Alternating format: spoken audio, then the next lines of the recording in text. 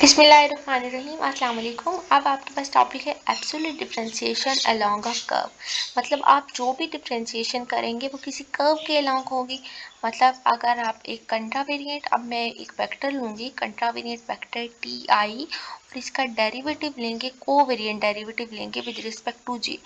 ठीक है, अब मैंने बताना है एब्सोल्यूट डिफरेंशिएशन में बेसिकली होता क्या है कि आप जो भी कंट्रावेरिएंट या कोई कंट्रावेरिएंट वेक्टर लेते हैं, आप उस कंट्रावेरिएंट वेक्टर का एक उसके अलोंग एक कर्व डिफाइन करते हैं। मतलब मेरे पास ये जो कंट्रावेरिएंट वेक्टर है टी आई जे, मैं इसके अलोंग एक कर्व डिफाइन करूंगी। कर्व किस तरह से डिफाइन करते थे, ऐसे कोई कर्व होता था और जब भी कर्व आता था उसके अलोंग एक टेंजेंट ड्रा किया जाता था।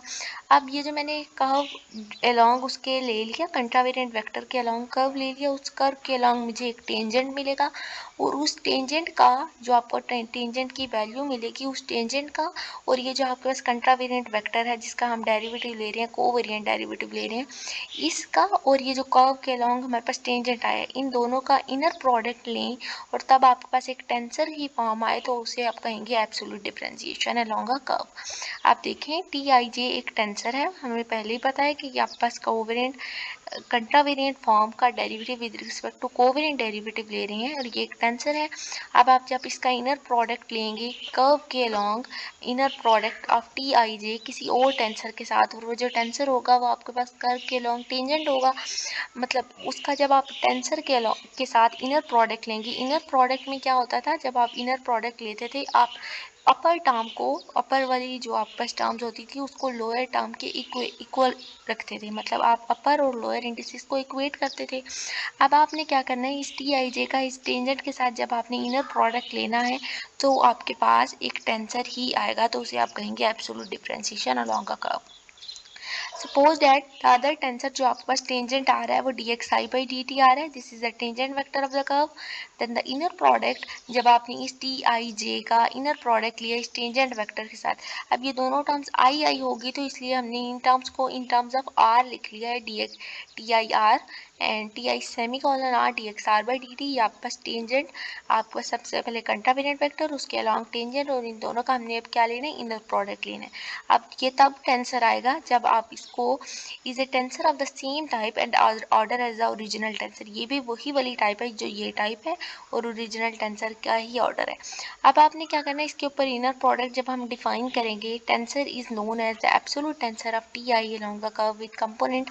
अब आप इसको एब्सोल्यूट टेंसर तब कहेंगे जब आप इस टी आई आर का टी आई जे का इनर प्रोडक्ट लेंगे D X I by D T से।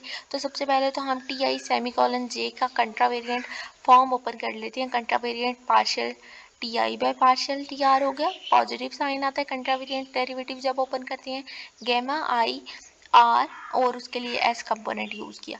अब हम ये फॉर्म बन चुकी है, इसका टेंजेंट के लॉन्ग इनर प्रोडक्ट लेना और टेंजेंट फॉर्म क्या थी, D X I by D T. जब आप इस टी आई आर का टेंजेंट के साथ इनर प्रोडक्ट लेंगे D X R by D T के साथ, तो मैंने इसका इनर प्रोडक्ट ले लिया। अब आप इस सारी टर्म्स के साथ D X R by D T को मल्टीप्लाई कर लें। जब आप मल्टीप्लाई कर लेंगे partial T I by partial X R D X R by D T, और इधर भी T I R S T S, और आपके पास यहाँ पे भी D X R by D T multiply हो रहा है, इनर प्रोडक्ट हम ले रहे हैं। अब ये डी एक्स आर और ये पार्शियल एक्स आर कैंसिल हो जाएंगे, आपके पास ये टर्म बाकी बचेंगी, partial T I by partial D T और ये T I R S T S D X R by D T.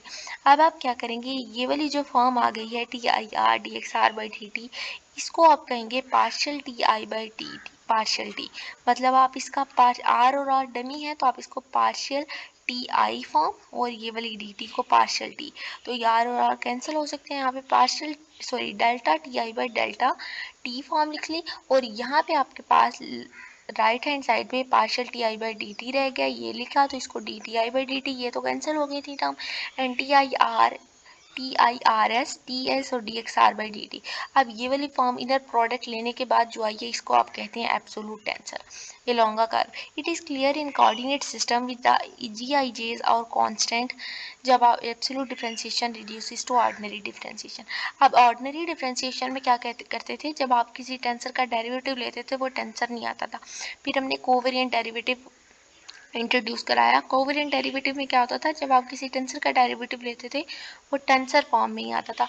अब एब्सोल्यूट डिफरेंशिएशन में हमने कहा कि जब आप किसी टेंसर का डेरिवेटिव किसी टेंजेंट के अलॉन्ग उसका इनर प्रोडक्ट लेंगे, टेंजेंट के साथ इनर प्रोडक्ट लेंगे, तो वो आपके पास एक आंसर जो है वो एक टेंसर ही आएगा और उसको आप एक एब्सोल्यूट टेंसर कहेंगे।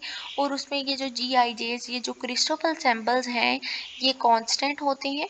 ये जो गैमा आई आर एस है ये कांस्टेंट है, जी आई जेस कांस्टेंट है। और एब्सोल्यूट जो उसके एब्सोल्यूट डिफरेंशिएशन है वो ऑर्डिनरी डिफरेंशिएशन में रिड्यूस हो जाती है।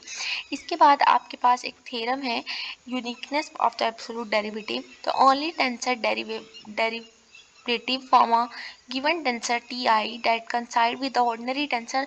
जब हमने टी आई का इनर प्रोडक्ट लिया इस D T I by D T के साथ किसी कर्व के अलॉन्ग रेक्टेंगुलर कोऑर्डिनेट सिस्टम में, तो आपके पास एक एब्सोल्यूट डेरिवेटिव आता है टी आई का। यहाँ पे उसकी डेफिनेशन लिखी है एब्सोल्यूट डेरिवेटिव की। इसके बाद रूल्स हैं टेंसर डिफरेंशिएशन के। बेसिक रूल्स क्या हैं डिफरेंशिएशन फॉर्म। अब ये वही रूल्स हैं जो आप सिंपल रियल एनालिसिस में या आप सिंपल सम और प्रोडक्ट और कोशेंट के पढ़ते आए हैं। कौन से रूल्स हैं?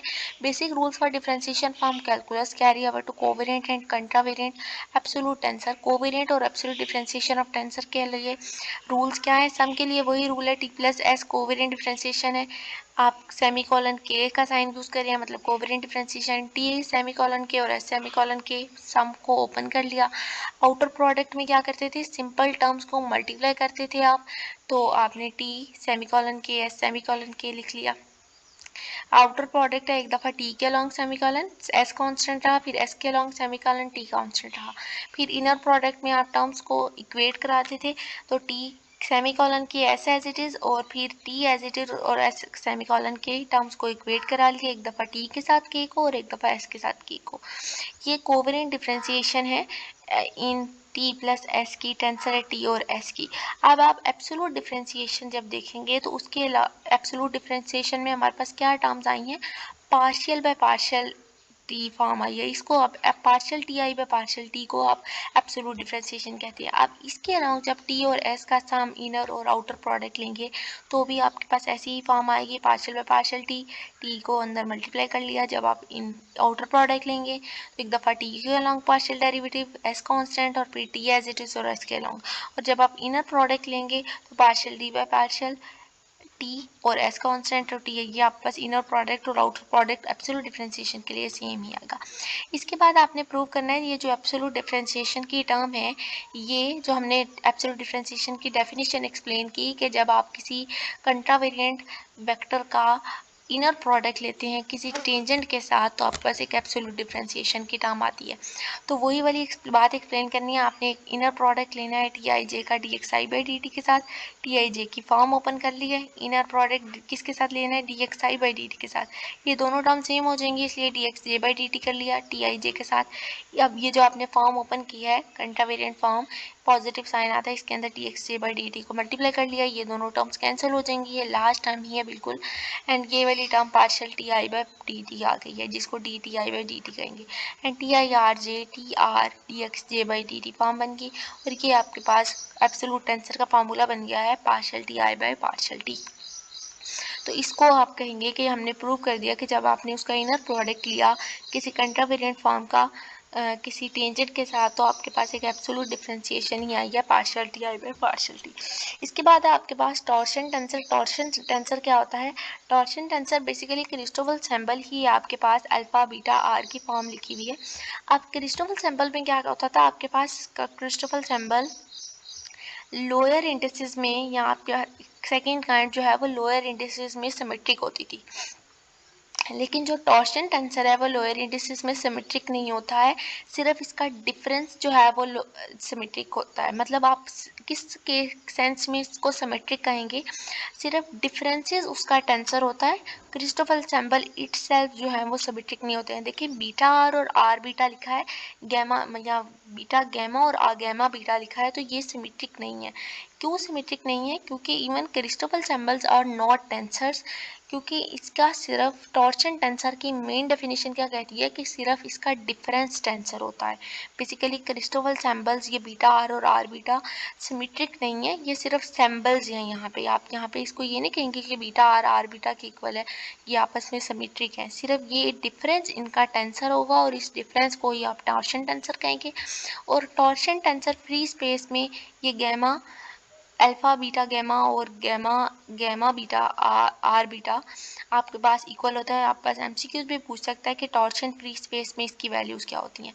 In some theories torsion tensors does not vanish, torsion tensor कभी कभी वैनिश भी नहीं होते हैं।